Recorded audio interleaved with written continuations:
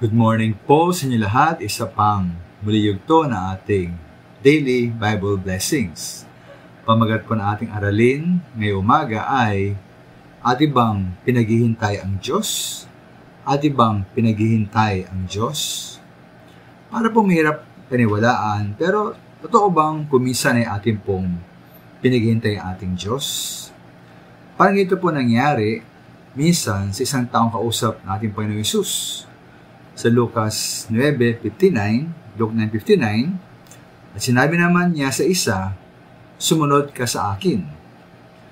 Ngunit sumagot ang tao, "Panginoon, hayaan lang po muna ninyong maipalibing ko ang aking ama."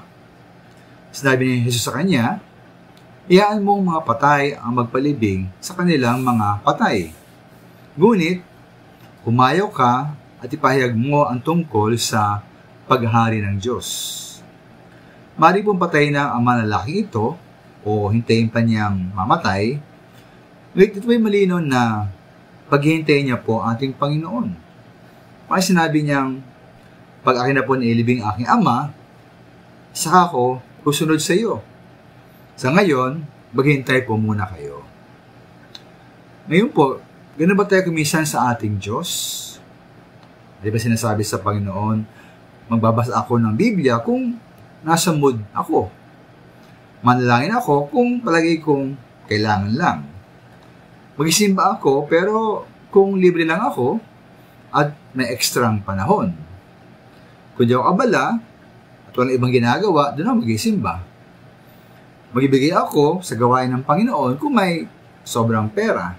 Sa ngayon, Panginoon, maghintay po muna kayo.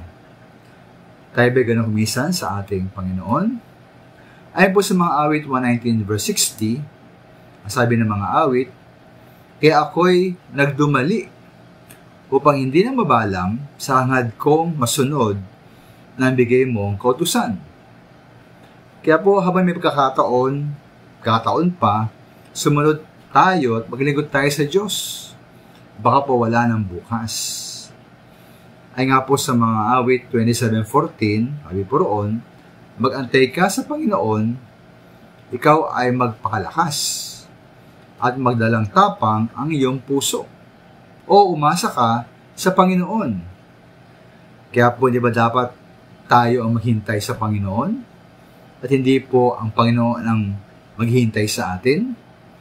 Mga minamahal, at iba bang pinaghihintay ang Diyos? O tayo po handa na sumunod ngayon din sa kanyang mga utos? Maraming salamat po.